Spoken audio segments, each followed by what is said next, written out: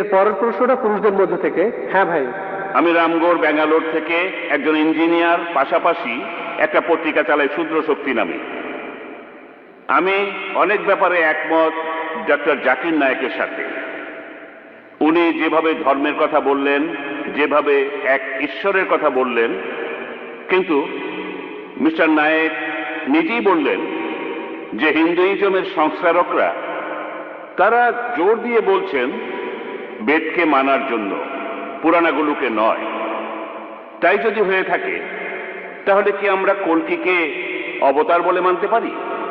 আর আমার দ্বিতীয় প্রশ্নটা হলো, আমি এরপরে আরো দুইটা প্রশ্ন করব।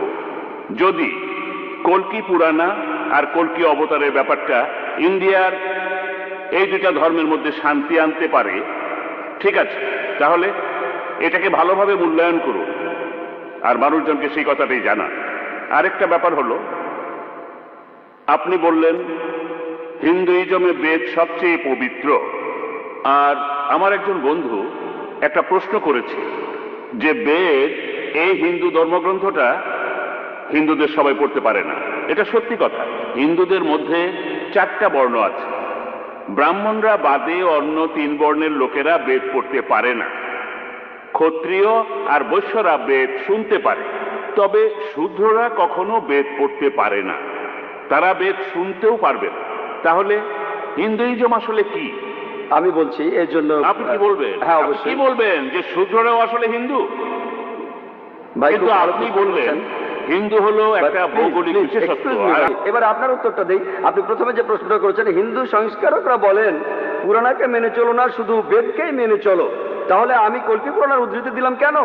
এগুলো বাদ দিলে তখন কি হবে? ভাই, আমার লেকচারের শেষে আমি পরিষ্কারভাবে বলেছি আমি বেদের উদ্ধৃতি দিয়েছি, অন্যান্য হিন্দু ধর্মগ্রন্থের উদ্ধৃতিও দিয়েছি। এখন যদি বেদকে রেখে অন্য সবগুলো হিন্দু ধর্মগ্রন্থের কথা বাদ দিয়ে দেন, লেকচারটা আমার একই রকম থাকবে।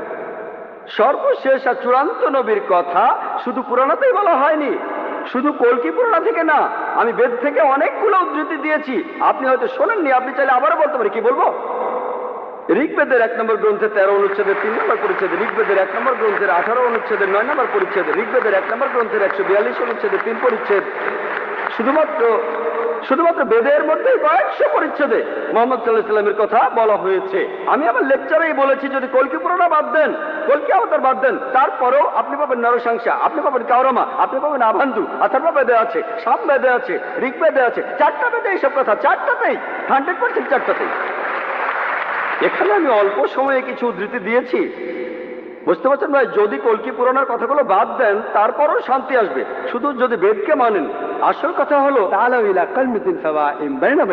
এসো সেই কথা যাহা তোমাদের এবং আমাদের মধ্যে এক। আমি জানি হিন্দুদের অনেকে ভগবদ গীতা আর পুরাণাকে শ্রদ্ধা করে, সেজন্য এগুলো উদ্ধৃতি দিয়েছে। যদি ভগবদ গীতা আর পুরাণের কথা বাদ দেন তারপরও ঋগ্বেদে জিহাদের কথা আছে, ঋগ্বেদে জিহাদের কথা আছে, আরো অনেক কিছু। তাই শুধু বেদের কথাগুলো নিলে আমার লেকচারের বেশিরভাগই একই রকম থাকবে। আশা করি উত্তরটা পেয়েছেন। এবার আপনার অন্য প্রশ্নটার উত্তর দেই যে হিন্দুইজমে কেন বিশেষ কিছু লোক ধর্মগ্রন্থ পড়তে পারে, অন্যরা পারে না। আপনি বললেন ব্রাহ্মণরা বেদ পড়তে পারে, ক্ষত্রিয়রা সেটা শুনতে পারে, কিন্তু শূদ্ররা শুনতে পারে না। এখন শূদ্ররা কি হিন্দু? বেদের কথা অনুযায়ী মহান সৃষ্টিকর্তা, তার মাথা থেকে সৃষ্টি হয়েছে ব্রাহ্মণ অর্থাৎ শিক্ষিত সমাজ, স্রষ্টার বুক থেকে ক্ষত্রিয়রা যোদ্ধার সমাজ, উরু আর পাকস্থলী থেকে সৃষ্টি হয়েছে বৈশ্যরা ব্যবসায়ী সমাজ, স্রষ্টার পা থেকে সৃষ্টি শূদ্ররা। তাহলে এটা একটা বর্ণ প্রথা যেটা আছে হিন্দুইজমে, আর আমি এটা মানি না। এমনকি সংস্কারকরা রাজা রামমোহন রায় তিনিও মানেননি, জাস্টিস রানারে তিনিও মানেননি। আল্লাহ পবিত্র কোরআনে বলছেন সূরা হুজুরাতে 13 নম্বর আয়াতে উল্লেখ আছে, ইয়া আইয়ুহান নাসু ইন্না খালাকনাকুম মিন যাকরিন ওয়া উনসা ওয়া জাআলনাকুম শুউবান ওয়া কাবাইলা লিতাআরাফু ইন্না আক্রামাকুম ইনদাল্লাহি আতকাকুম ইন্নাল্লাহা আলিমুন খাবীর।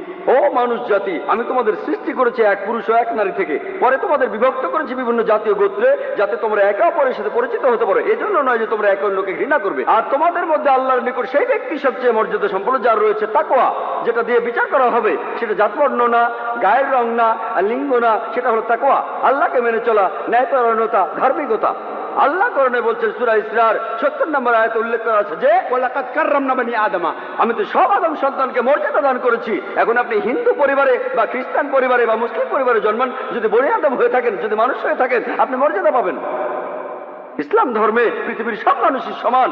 আপনি যে জিনিসটা দিয়ে উপরে উঠতে পারেন সেটা তাকওয়া, আল্লাহকে মেনে চলা, ধার্মিকতা দিয়ে, ন্যায়পরায়ণতা দিয়ে। হিন্দুজমের বর্ণভেদকে আমি মানি না। আমি যেটা বিশ্বাস করি, অনেক পণ্ডিত বলেন এই নিয়মটা বানানো হয়েছে যাতে উঁচু বর্ণের ব্রাহ্মণরা শাসন করতে পারে। এখানে তাদের কথাটা হলো, তুমি শূদ্র, তুমি নিচু বর্ণের শূদ্রের মতোই থাকো। যদি আমার সেবা করো, পরের জীবনে তুমি ভালো মানুষ হবে।